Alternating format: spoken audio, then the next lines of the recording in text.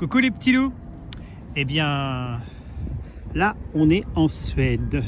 Bon, alors je suis pas monté avec ma petite moto, hein. Non, je suis venu en avion. Ma moto, elle est au garage après ces belles aventures. Alors voilà, regardez, je suis sur de la glace. C'est trop bien.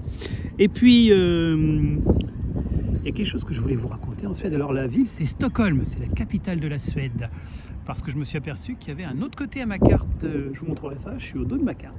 Et là, devant moi, ici, eh bien, il y a le Vasa. C'était l'histoire que je voulais vous raconter. Alors, c'est assez cohérent, hein. Je vous avais parlé du Chris Proll, je trouve normal de vous parler du Vasa maintenant. Je dois avoir un truc avec les spécialités suédoises. Donc voilà, ici, ça va être le cadre de notre nouvelle histoire, celle du Vasa. Le bateau qui se croyait sous la mer. C'est l'histoire que je vais vous raconter aujourd'hui. Alors le voilà, le Vasa. Alors pour commencer, Vasa, ça veut dire la gerbe de blé. Parce que c'est le symbole de la richesse, de la puissance. Et ce bateau, c'est la seule épave aujourd'hui qu'on ait réussi à remonter, à conserver intact. Ce bateau est à 95% celui qui a coulé. Toutes les pièces de bois, à quelque chose près, sont celles d'origine et c'est une exception. Alors voyez, on se croirait dans Pirates des Caraïbes tellement il est magnifique. Il est de 1600 et quelques, donc, et il a à peine navigué 1 kilomètre ou 2 avant de couler. Ça, je vais vous expliquer comment. C'est un navire de guerre à 70 canons qui a été fait pour le roi Gustave de Suède. Et ce bateau, un bateau de cette taille, il faut à peu près 1000 chaînes pour le construire, ce qui représente une fortune et énormément de temps et d'ouvriers.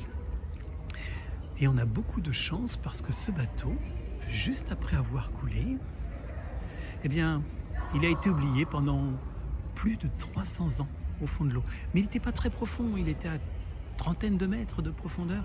Et puis, dans les eaux de Stockholm, qui étaient des eaux très pauvres en oxygène et très peu salées. Du coup, pas beaucoup de bactéries pour dévorer le bois. Alors voilà, je vous montre la maquette du Vasa tel qu'il était le jour de sa sortie. Donc voilà, il sort en mer.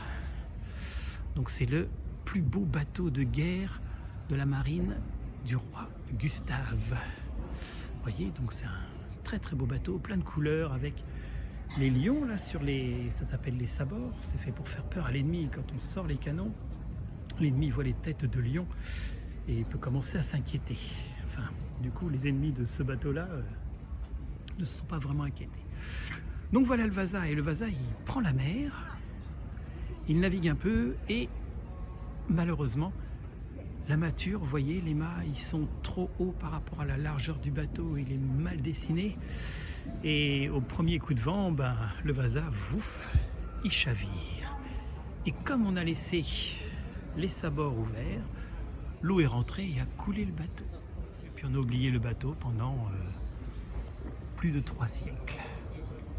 Et au bout de 3 siècles, on a décidé, quelqu'un qui se souvenait qu'il était là, qui avait lu dans les livres qu'un bateau avait coulé, il est allé le voir, il l'a retrouvé, et il a décidé de le sortir de l'eau. On n'avait jamais fait ça. Mais il savait une chose importante, ce monsieur qui a sorti le bateau de l'eau, c'est que si vous laissez du bois ou du métal au fond de la mer, au fond de l'eau, quand vous allez le sortir, il va pourrir immédiatement. Alors il a eu une idée, l'idée de raconter une histoire à ce bateau pour pas qu'il pourrisse. On l'a sorti de l'eau avec plein de précautions, ça a mis beaucoup de temps, et puis on l'a emmené tout de suite dans ce hangar qu'on avait construit exprès pour lui, et là on l'a arrosé. On l'a arrosé sans s'arrêter pendant des années pour pas que le bateau se rende compte qu'il était sorti de l'eau. Donc il est resté mouillé, et encore aujourd'hui on contrôle son humidité, on ne le laisse pas sécher. Donc on continue de lui raconter l'histoire qu'il est encore au fond de la mer. Par exemple, ici la température ne change pas, parce qu'au fond de l'eau, elle ne change quasiment jamais. Du coup ce bateau, comme il se croit toujours au fond de l'eau, eh bien, son bois ne pourrit pas. Alors on continue de le surveiller, millimètre par millimètre, on remplace les clous rouillés par des clous en acier inoxydable, mais on a un bateau royal qui se repose comme s'il était au fond de l'eau. Et c'est une chose unique au monde, hein. On n'a jamais eu d'autres bateaux qu'on a réussi à sortir sans qu'ils pourrissent complètement. Je continue d'en faire le tour avec vous. Alors nous voilà dans la cabine des officiers. Alors à l'époque, c'était pas le grand confort puisque les banquettes sur le bord permettent de faire dormir 8 personnes. Mais voilà, c'était la cabine des officiers à bord du Vasa. On continue la promenade. Et là, en quittant la chambre des officiers, vous voyez, la porte c'est ici. Là, on pourrait sortir sur le pont. Eh bien, ici, il y a la première batterie. Le pont, alors c'est pas très haut. Alors vous voyez ici, ça c'est une pompe de vent qui peut sortir de l'eau pour pouvoir arroser le sol pendant les batailles pour pas que le bateau prenne feu. Et ici, on a les sabords par lesquels les canons peuvent tirer sur l'ennemi. Donc voilà, on est dans le pont, le premier pont, le pont supérieur, enfin le pont batterie. Oh, puisqu'il y a 2 ponts de batterie sur ce bateau. Et là, tout le monde travaillait, voilà. Et au-dessus de nous, les trappes pour donner de l'air et de la lumière. Et en cas de conflit, de combat, on les couvrait avec des couvertures aussi trempées pour éviter le gros ennemi de ces bateaux. C'était le feu. On continue.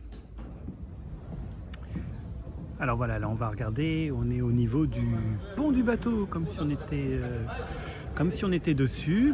Et ça permet de voir le bateau depuis ce pont-là.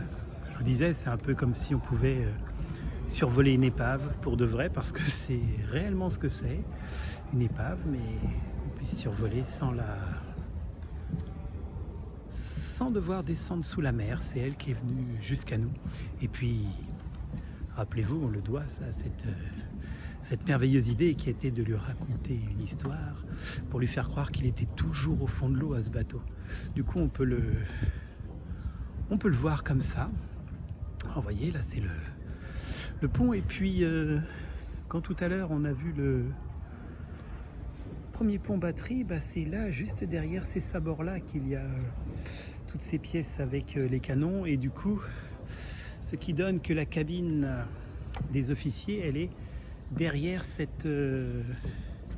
derrière ces petites constructions là, ces petites coursives qui sont sur le côté.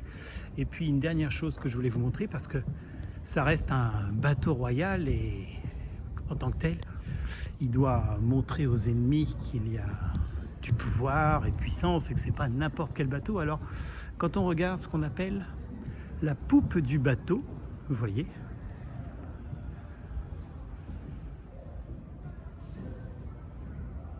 et bien voilà, il est complètement décoré avec des tas de sculptures. Alors vous voyez, celles qui sont marron, c'est celles qui ont été remplacées, mais tout le reste, tout ce qui est noir, c'était resté. Donc voilà, et puis on peut voir par les fenêtres un peu, on peut deviner l'intérieur du bateau